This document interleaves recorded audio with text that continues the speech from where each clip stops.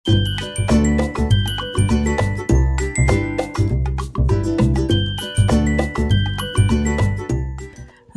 আলাইকুম, সবাই কেমন আছেন? আশা রাখছি কাছে এবং দূরে, দেশ এবং দেশের বাইরে যে যেখান থেকে আমার আজকের ভিডিওটি দেখছেন, আল্লাহর রহমতে অনেক বেশি ভালো আছেন, সুস্থ আছেন। আমরা আলহামদুলিল্লাহ ভালো আছি। আজকে আরেকটি নতুন ভিডিও নিয়ে চলে আসলাম আপনাদের মাঝে। আজকে সকালে এই যে শীতের পিঠাটা বানিয়েছি, এটা এখন আমি কেটে নিচ্ছি। এগুলো যেভাবে বানিয়েছি সেগুলো আপনাদের সাথে শেয়ার করে নিই। আর এই পিঠাটা কাটতে গেলে একটু সরষের তেল বটিতে লাগিয়ে নিতে হয়, তাহলে সুন্দর কাটা যায়। এখানে 4 কেজি চিপস পিঠা বানিয়েছি। সবগুলা পিঠাই আমি একা একা কেটে নিচ্ছি, কারণ ভাবি ভাইস্তাকে নিয়ে মাদ্রাসায় চলে গেছে, সেই জন্য আমাকে একা কাটতে হয়েছে। অনেক সময় লাগছে কাটতে। এই তো ভিডিও করতে চেয়েছিলাম না, পরে বললাম না একটু শেয়ার করি, সবাইকে একটু দেখাই।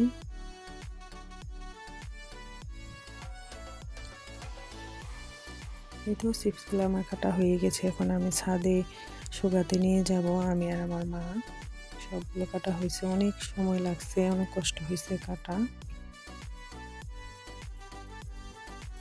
এই পিঠাগুলো বানিয়েছি আমার 2 ভাই, আমরা 3 বোনে নিব, এই জন্য এতগুলা পিঠা বানানো হয়েছে।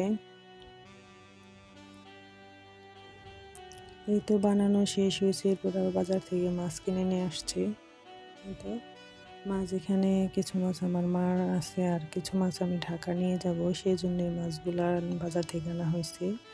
আমি ঢাকার বেশি একটা মাছ খেতে পারি না, গন্ধ লাগে, সেই জন্য খেতে পারি না। আমি যখন দেশে যাই তখন দেশে থেকে আমি মাছ নিয়ে আসি।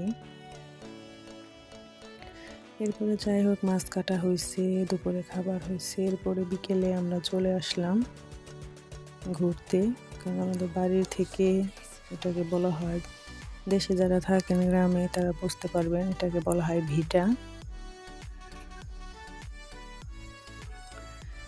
বাড়ি থেকে ভিটাটা অনেক দূরে। আমি, আমার মা আর আমার বড় ভাইয়ের ছেলে এবং মেয়ে আসছি। ওরা বললো, ফুপি আমি তোমার সাথে যাব। পরে বললাম ঠিক আছে চলো যাই। আর এত রাত্রে ভয়েস দিতেছি, তারপরে দেখেন শব্দ আসতেছে, প্লিজ কেউ কিছু মনে করবেন না, শব্দ আসতেছে।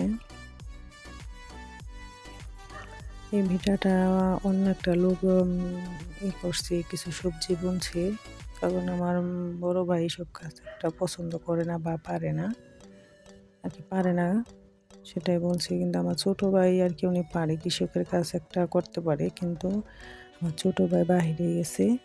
আর এটা একটা আঙ্কেলকে বুনতে দিছে, দেখি কি বুনছে সেটাই দেখতে চলে আসলাম। আজকে আমি প্রথম আসলাম। আর এখানে আমাদের খেতে লেবার লাগিয়েছে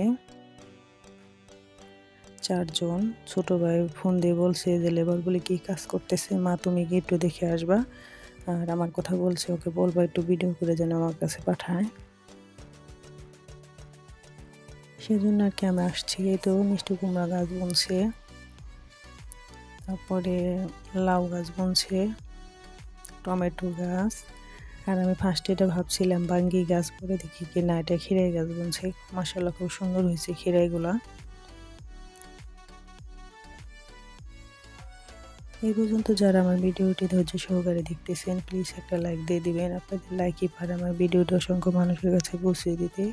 আর যারা আজকে নতুন ভিডিওটি দেখবেন, প্লিজ একটা লাইক দিয়ে দিবেন আর সাবস্ক্রাইব করার পাশেই থাকবেন। আর যারা সাবস্ক্রাইব করবেন, আমি 24 ঘন্টা পরে আমি আপনাদের সাবস্ক্রাইবটা রিপ্লাই দিব, এর আগে দিতে পারবো না, কারণ এর আগে দিলে আপনার সাবস্ক্রাইব আর আমারটাও কেটে যাবে, দুজনেরই ক্ষতি হবে, কোনো লাভ হবে না।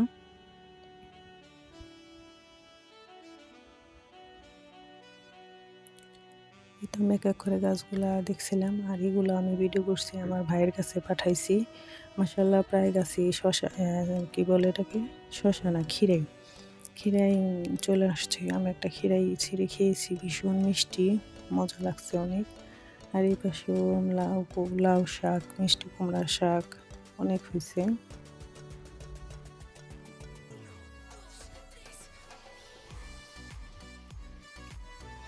আমার ছোটো ভাই যখন দেশে ছিল তখন এখানে মূলা, ধনিয়া, তারপরে লাউ শাক, কুমড়া শাক, মিষ্টি কুমড়া শাক অনেক কিছু বুনতো। এই তো এখানে টমেটো গাছ বুনছে, টমেটো গাছে ফুল চলে আসছে, সামনে দেখা গেছে কি টমেটো আসবে। আমাদের এই জমিনগুলো অনেক বড়।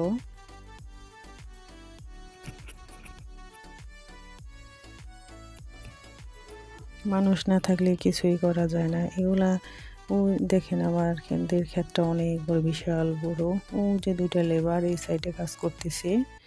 ওই পর্যন্ত আমাদের জমিটা কয়েকটা ভাগ করা হয়েছে। আর এই যে এই পাশে 2টা লেবার, ওরা পরিচিত লেবার, তো অনেক বছর যাবত আমাদের কাজ করে, সেজন্য এখানে আসতে হয় না, ওরা নিজেদের মতো কাজ করে।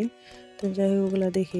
এই পাশে আরেকটা জমি আছে, তো এই জমিটার এই পাশ দিয়ে আমরা যাচ্ছিলাম, আর দেখি অনেক সুন্দর শাক। পরে আমার মাকে বললাম যে কিছু শাক তুলে নিই। মা বলল আচ্ছা ঠিক আছে তুলো, কারণ মিষ্টি কুমড়া শাকের সাথে সিঁচি শাকটা দিলে বেশি ভালো লাগে। আর এই খেতে আসা মানে এখানে হালি বোনা হয়েছে। এই হালিগুলো ছবি তুলে আমার ছোটো ভাই পাঠাতে বলছে, সেই জন্য এই খেতে চলে আসছি।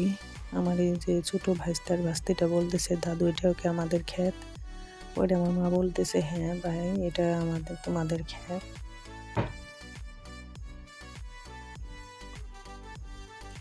এই তো আমি শীতের শাকগুলো, আর এই যেখানে কলমি শাক আছে এগুলা শাক আমি তুলে নিতেছি।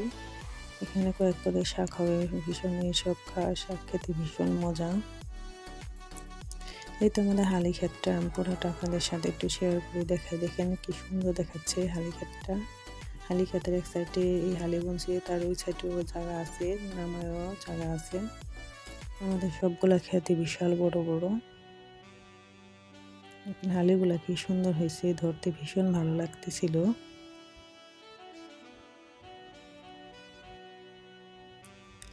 এরপরে তো আর অনেক ভিডিও করেছিলাম, ওগুলো কেটে দিছি কেন তাহলে ভিডিওটা অনেক লং হয়ে যাবে। এরপরে শাকগুলা নিয়ে বাসায় চলে আসছি। আর আমার ভাস্তি বলতেছে দাদু আমাকে খিরাই দাও। এরপর আমি বের করে দিলাম খিরাই 2টা, পরে এখন নিয়ে ও উপরে চলে যাবে। ওরা বেশি একটা খেতে পারে না, তারপর আর কি নিল নিজের খেতে, তো সেই জন্য। শাকগুলা দেখেন কি সুন্দর। শাকটা আজকে তো রান্না করবে না, কালকে রান্না করবে। এই তো ওরা উপরে চলে যাচ্ছে, ওরা বন্ধুতলায় থাকে আর আমার ছোটো বোন নিচতলায় থাকে। আর এই তো শাকগুলা দেখাতে দেখাতে আজকে এখান থেকে বিদায় নিব। তবে সবাই অনেক বেশি ভালো থাকবেন, সুস্থ থাকবেন, আমাদের জন্য দোয়া করবেন। আমি আপনাদের জন্য দোয়া করি। সবাই ভালো থাকবেন।